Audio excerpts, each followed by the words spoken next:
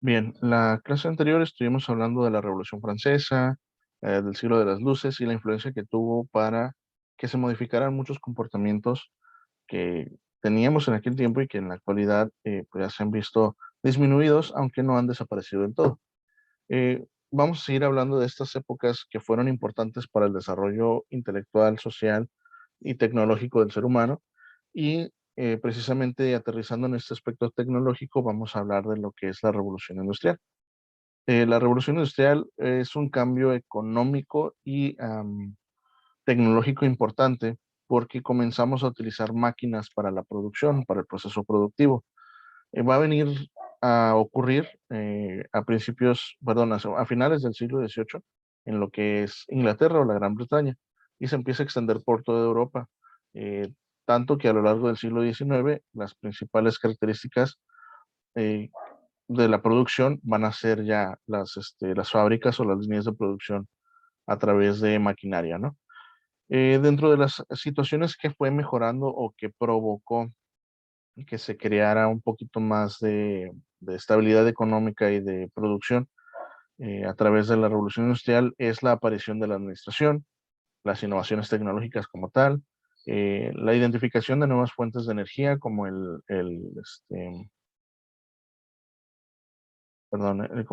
carbón o los fósiles que no habíamos utilizado hasta ese momento, la creación de nuevas fuentes de trabajo como las fábricas y la especialización y división del trabajo, ya que era importante que las personas aprendieran a utilizar la maquinaria que se utilizaba en las diferentes fábricas en las que se trabajaba, ¿no? Eh, Dentro de lo que es el aspecto económico, al aparecer la situación de la producción en masa con las maquinarias, llega el capitalismo industrial. Y uno de los principales impulsores del capitalismo industrial va a ser Adam Smith, que tenía una ideología de liberación a través del capitalismo. Él decía que la búsqueda del beneficio individual nos llevaría a conseguir el beneficio de la sociedad. O sea, que entre mejor posicionado estuvieras tú, más ibas a hacer que la comunidad en la que tú vivieras o la sociedad en la que estabas tú insertado fuera mejor. Para él la palabra clave era la individualidad. Si bien las empresas eran familiares, la capacidad de producir era individual. Todo dependía de qué tanto podía producir el jefe de familia, los hijos, las esposas, etcétera, ¿no? Eh, el mayor cambio social que se da durante la revolución industrial es la aparición de la clase obrera, gente que podía tener dinero, pero que no era tan rica para tener fábricas, aunque no vivían en la pobreza extrema.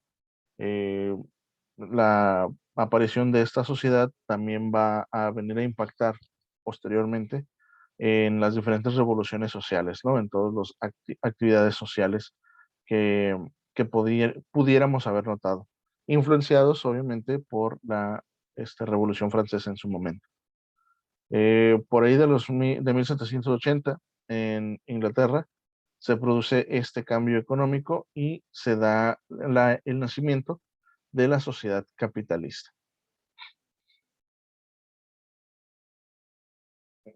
Otro lugar que se vio afectado es la agricultura. Al haber ahora máquinas que te permitían mejorar la forma de producción, disminuir la cantidad de trabajo, este, la agricultura se fue haciendo más y más moderna, al grado de que había líneas de trabajo para poder utilizar materiales, un momento, materiales de la agricultura, de la construcción, para poder mejorar el establecimiento donde tenías tú pues la crianza de todas estas plantas y animales que son para el cultivo, ¿no? Eh, Aumentaron la producción al tener que trabajar menos. El, el número de campesinos ya no era tan alto para trabajar la tierra, entonces se podía reubicar esa fuerza de trabajo en fábricas y etcétera. Las personas que habían invertido en la maquinaria y que tenían las tierras para trabajarlas, obviamente generaron muchísimo más dinero y les benefició de manera económica, al grado de que pudieron diversificarse posteriormente, ¿no? Si tenía yo la granja, podía tener a lo mejor la embotelladora o podía tener yo la procesadora de los alimentos, de manera que ya empezaba yo a construir una red de producción desde la materia prima hasta el punto de venta para las personas que tenían el dinero para hacerlo. Y impulsó a la industria de la metalurgia, ya que se necesitaba mucho metal para poder generar las máquinas y en su momento para poder generar las herramientas agrícolas que íbamos a ir necesitando, ¿no? Am, en lo social, pues, como mencionaba, cambia la estructura eh, social. Antes eran ricos y pobres, nace ahora la tercera o la sociedad, dentro de la sociedad lo que era el grado intermedio o eh, la- el proletariado, la clase obrera, que se dedicaba a producir dentro de estas nuevas herramientas tecnológicas, ¿no? Como eran las fábricas. También aparecieron doctrinas que permitían pensar en una situación un poco mejor para los pobladores, ¿no? Que era el socialismo utópico, la democracia socialista, etcétera, ¿no? Aquí en este punto es donde se va a dar ese encontronazo entre el capitalismo y el socialismo. El capitalismo que aboga por la producción constante de materiales o de elementos que me van a beneficiar a mí para generar más dinero, y el socialismo que habla de la igualdad entre la sociedad, la igualdad de recursos, la igualdad de oportunidades, etcétera, ¿no? Que uno no debería estar peleado con el otro, pero al final de cuentas es muy común que no tengan puntos donde se pueda generar algún tipo de acuerdo, ¿no? Entonces desde aquí se empiezan a enfrentar constantemente. Es la lucha eterna entre los que tienen mucho y los que tienen poco o no tienen nada. Desde un punto de vista político, el crecimiento de las herramientas tecnológicas ayuda a que se cimente el poder de la burguesía o el poder de aquellos que tenían el dinero para poder tener fábricas y tener a la gente trabajando para ellos, ¿no? El Estado o el país no intervenía directamente en las actividades productivas y ayudaba a aquellos que querían pues tener un poquito más de industrialización. Así que les ayudaba de varias formas. Una de ellas, o la más común, era regular la legislación social para que los trabajadores pues obtuvieran un poquito más cosas que les favorecieran, pero sin dejar de lado a las personas que producían constantemente dinero, ¿no? Cambiaron muchos estilos de vida, la iglesia dejó de tener una influencia tan fuerte, pero ahora las personas que tenían esta influencia pues eran los burgueses, ¿no? La producción ayudó a que muchos artículos también fueran más baratos y estas estuvieron disponibles para más personas. Ahora, después de la Revolución Industrial, pues viene la Revolución Francesa, ¿no? La Revolución Francesa nos da esta nueva ideología de pensamiento liberal, donde ya no se debe seguir en la monarquía. La Revolución Industrial afianza un poquito esas separaciones sociales, ¿no? Y le daban poder a los que tenían y los ciudadanos pues no podían opinar. Entonces, esa clase obrera que se genera durante la Revolución Industrial viene en Francia a provocar un cambio de paradigmas, un cambio de ideologías, donde dicen que también el hombre es igual y que no debe haber esclavitud y que muchos de los privilegios de los cuales goza la burguesía es precisamente una situación o una forma de esclavitud para el pueblo, ¿no? En Francia se conocían los tres poderes o los tres estados, que era cuando se juntaban y podían este, dialogar para ver qué era lo que iba a lograr el país o qué es lo que se iba a hacer en el país. Y los tres estados eran el clero, la nobleza y el pueblo. El clero eran los que tenían más poder en ese momento en Francia y tenían grandes extensiones de tierra y se les daba muchas libertades para poder ejercer su propio poder, ¿no? Aparte, pues pedían los diezmos, etcétera. Un momento.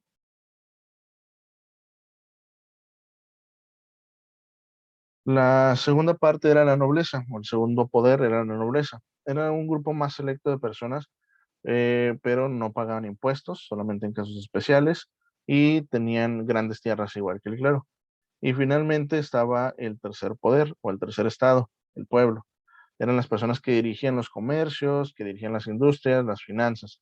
Tenían una buena posición o eran privilegiados, pero no, no apoyaban tanto a lo que era los obreros. De hecho, los obreros, los campesinos, todos los labradores o las personas que tenían que trabajar para poder subsistir y que no contaban con posesiones económicas altas, eran considerados parte del tercer estado, pero no tenían voz y voto al momento de tratar de influir en las decisiones que se tomaban en el país.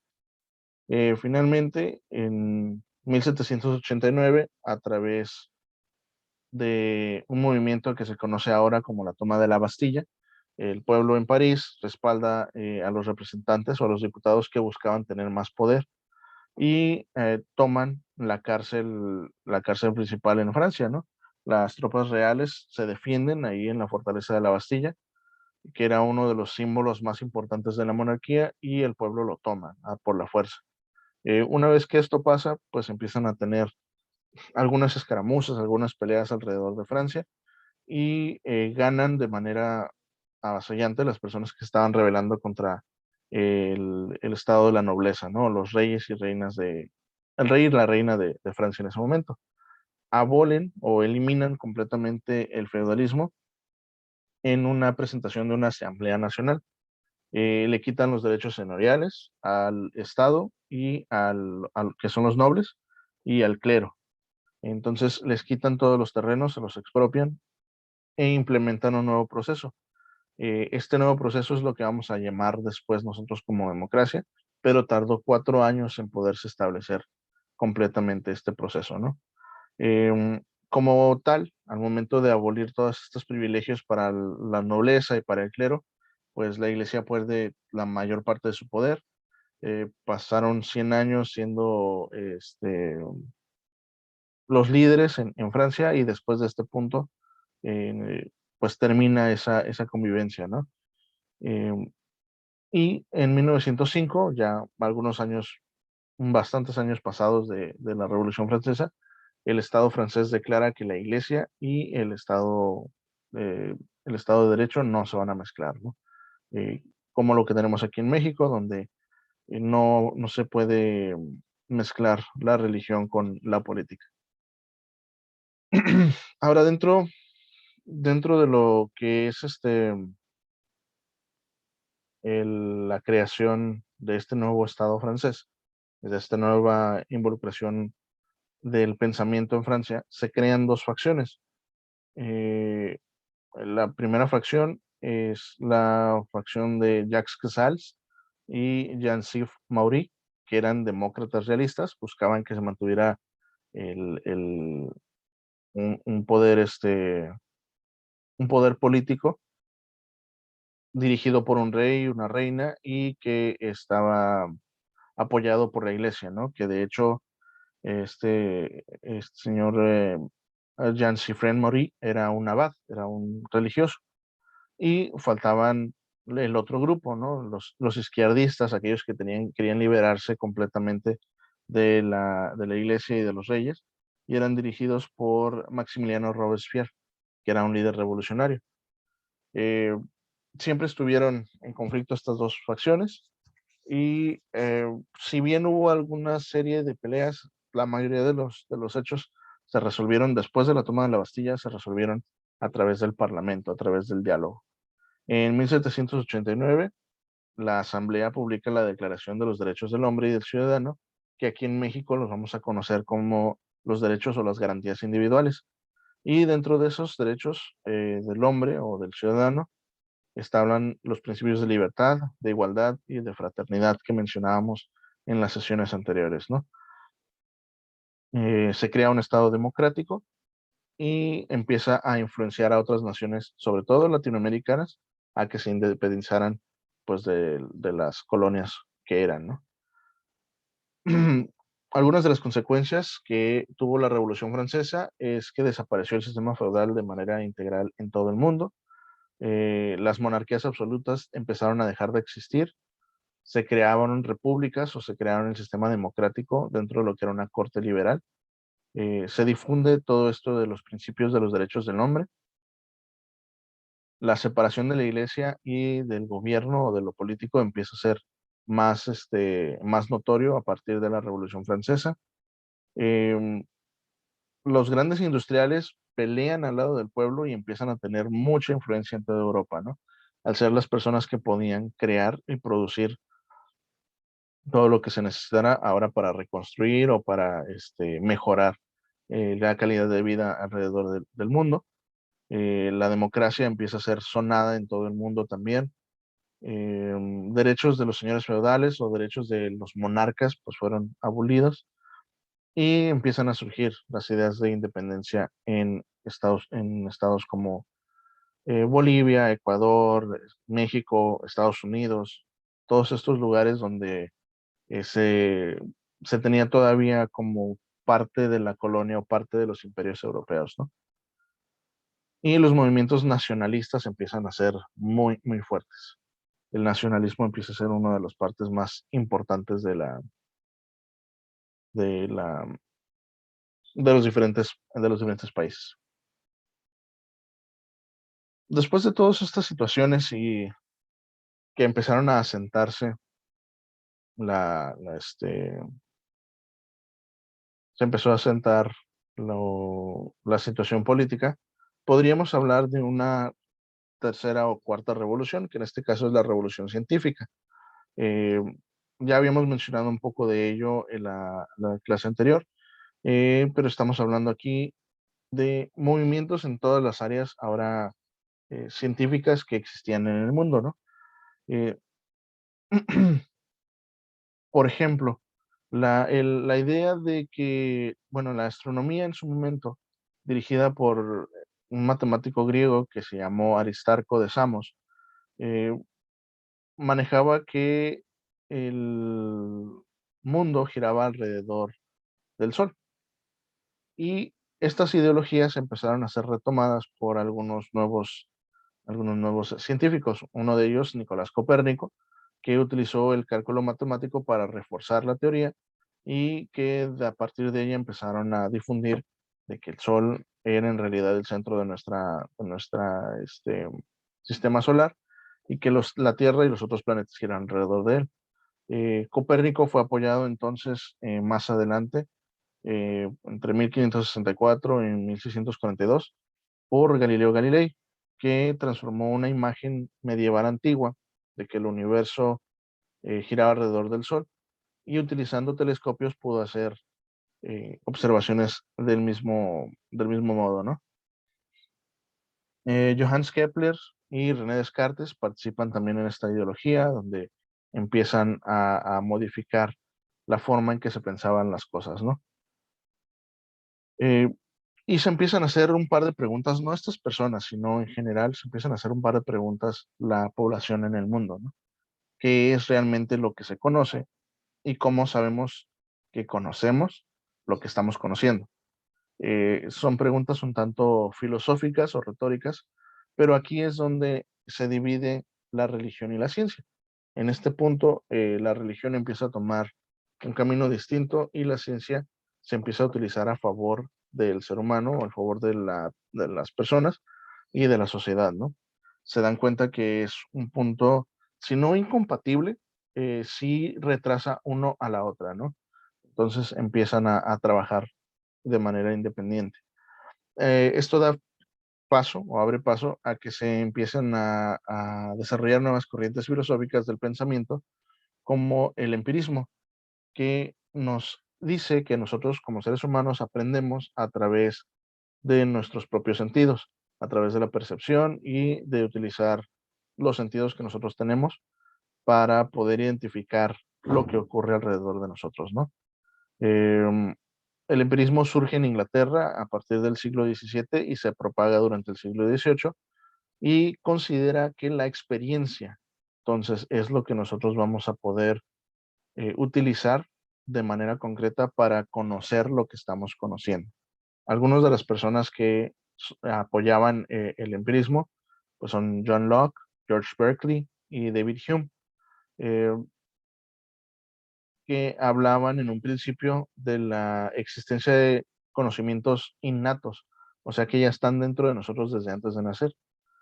y que rechazaban completamente lo que era la intuición, ¿no? O sea, que no era que tuviéramos un sexto sentido, por decirlo de una manera, sino que ya nacíamos con cierto grado de conocimiento y que a partir de la experiencia o del experimentar todo esto, este mundo, íbamos nosotros aprendiendo a qué es lo que teníamos que hacer y qué no hacer, ¿no? Después viene otra corriente que se llama el racionalismo, que utiliza todo, toda secuencia lógica para poder tomar una decisión. Y esto pues plantea una contra muy básica contra el empirismo, ¿no? Entonces, uno era el conocimiento natural de la persona y el otro era el conocimiento de las cosas a través del razonamiento. El racionalismo fue apoyado sobre todo por René Descartes, que creía que la geografía podía representar a todas las ciencias y que también podía representar a la filosofía. Em, a través de las matemáticas podías, a través de la lógica básicamente, o de la racionalización de los eventos, podías tú tener las respuestas que estabas buscando. Eh, Otros representantes del empirismo son Baruch Spinoza y Gottfried Leibniz. Después, pues, viene la teoría del evolucionismo, o sea, hace que nosotros vamos a ir evolucionando de acuerdo a lo que vayamos comprendiendo y entendiendo y experimentando. El evolucionismo va a mezclar la situación del empirismo o de la experiencia con la adaptación de los seres vivos y va a sostener que las especies existentes, o sea, las especies que existían en este momento, provenían directamente de variaciones de especies anteriores. Y esta se basaba en la teoría evolutiva de Charles Darwin, que proponía que los cambios físicos y biológicos iban a provenir específicamente de algún ser vivo previo que había experimentado precisamente una situación que le obligó a modificar o adaptarse para poder seguir subsistiendo.